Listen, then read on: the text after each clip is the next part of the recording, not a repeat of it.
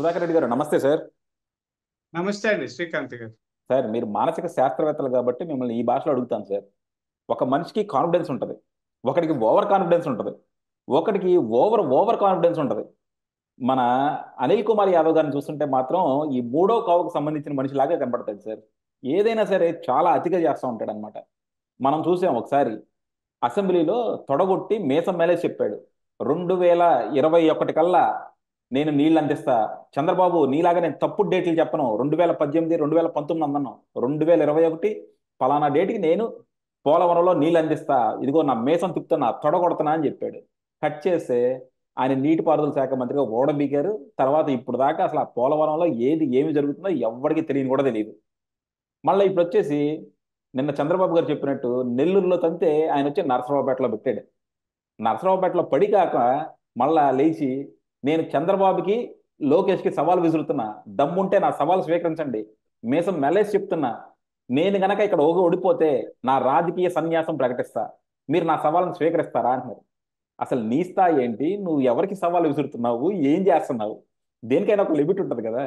ఒక ఎమ్మెల్యేగా పనికిరావని చెప్పి ఊరికే నరసరావుపేటకు తీసుకొచ్చి యాదవులు ఇది బీసీలు అని చెప్పి ఒక గేమ్ ఆడదామని ఆ గేమ్లో ఒక పావుగా జగన్మోహన్ రెడ్డి నువ్వు తీసుకొస్తే ఏదో మనకి వేషం కోసం పులి పులి వేషం కోసం వేసుకుంటే నువ్వు నిజంగా పులి అనుకుంటే ఎలా సార్? ఏం సార్ మీరు ఎలా అనుకుంటున్నారు అనిల్ కుమార్ యాదవ్ గురించి? మీరు విశ్వాసం, అతి విశ్వాసం, మరీ విశ్వాసం అంటారుగా. నేను ఆయన భ్రమలో భ్రాంతుల్లో ఉన్నాడని అనుకుంటున్నాను. సైకాలజిస్ట్ గా అన్నారు కానీ చెప్తా. కొంతమంది అంటే హాలూసినేషన్స్, డెల్యూషన్స్ అంటుంటాం. అంటే వాళ్ళు ఒక ఏదో అనుకుంటారు, అది నిజమని వాస్తవం అని నమ్ముతారు, అవే ఊహిస్తుంటారు ఏదైనా. ఆయన భ్రమలు భ్రాంతులకు గురవుతున్నాడు, మానసికంగా బాగాలేనట్టు అర్థం అవుతుంది. నాకు ఒక చెప్పకూడదు, మా ఊర్లో ఒక అతను ఉండేవాడు. నాతో పాటు చదువుకుంటూ చిన్నప్పుడు. అతను ఒకసారి మా ఊరు జామకాయలకు ప్రసిద్ధి అండి.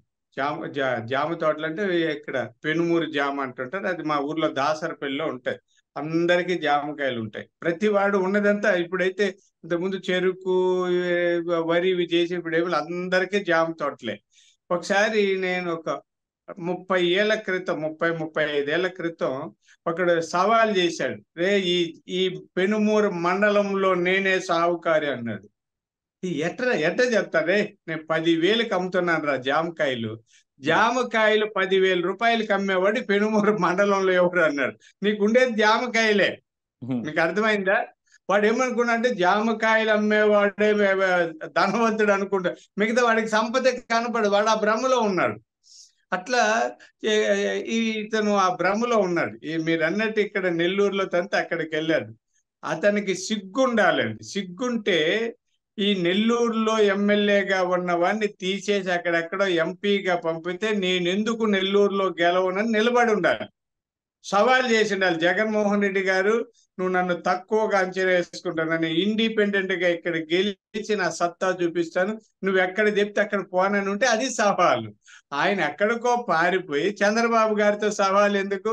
అతనికి సవాలు చేయాలి చంద్రబాబు గారితో అని ఉంటే జగన్మోహన్ రెడ్డి గారికి చెప్పి కుప్పంకి వచ్చి పోటీ చేసి ఓడించేమను. ఇంకా ఆయనకి మేము చెప్పేది ఏంటి, సారీ మేమే పోతాం.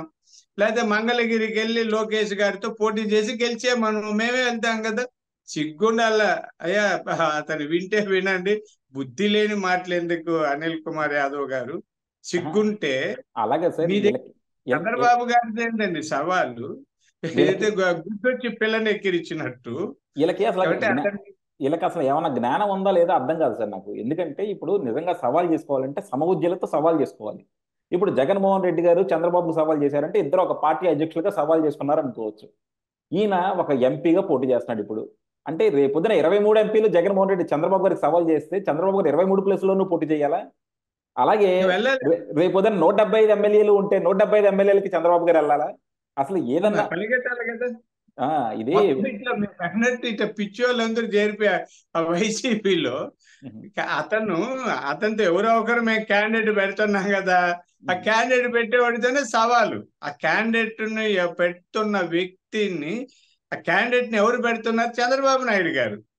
చంద్రబాబు నాయుడు ఇప్పుడు ఆ క్యాండిడేట్ ఓడిపోతే చంద్రబాబు నాయుడు గారు ఓడిపోయినట్టుగానే భావిస్తారు మా పార్టీలో. ఇంకా సవాల్ ఏం చంద్రబాబు నాయుడు గారు వస్తారా? సరే, అనిల్ కుమార్ యాదవ్ ఏదో సినిమా టికెట్లు చింపుకోండి, నేల టికెట్లు చింపేవాడు అంటాడు, అడో ఉన్నాడు. మన దురదృష్టం కొద్దీ ఇలాంటి వాళ్ళు కొంతమంది ఎమ్మెల్యేలు అయిపోతుంటారు.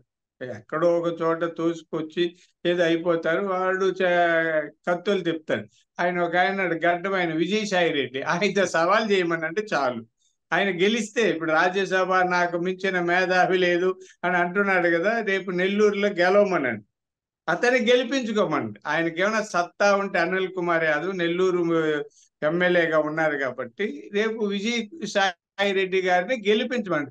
విజయసాయి రెడ్డి గారు అనిల్ కుమార్ యాదవ్ మించిన ఆ వ్యక్తి అండి. అతను భ్రమల భ్రాంతుల్లోనే ఉంటాడు. అతను ఏదేదో ట్విట్టర్ లో పెడుతుంటాడు, తెక్క మాటలు చెప్తుంటాడు, అది అంటాడు, ఇది అంటాడు. అతను అసలు నిజంగా దేనికే పనికిరాడు, రాజకీయాలకే పనికిరాడు. ఆయన ఒక ఎంపీ మొత్తం. ఇంకా మనం చెప్పలేం కానీ జగన్మోహన్ రెడ్డి గారు రకరకాల ప్రయోగాలు చేసి పార్టీని సర్వనాశనం చేసి చాప చుట్టి చంకలో పెట్టి ఇంటికి వెళ్ళిపోతాడు.